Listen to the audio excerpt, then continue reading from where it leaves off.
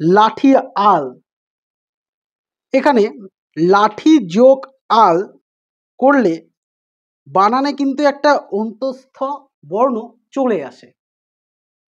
সন্ধির নিয়ম অনুসারে রস্যই প্লাস আ ইকুয়াল টু জয়ে জফলা আকার হয়, কিন্তু এই নিয়মটা তো এখানে খাটলো না। কেন বলুন তো? আসুন বিস্তারিত জেনে নিই।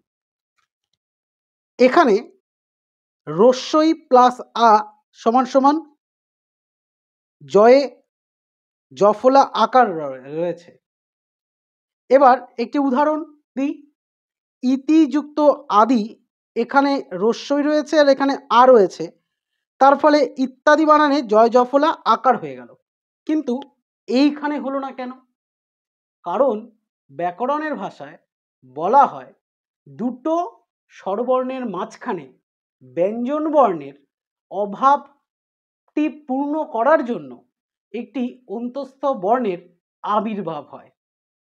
ব্যাকরণের ভাষায় এটিকে অন্তঃস্থ শ্রুতি বলা হয়।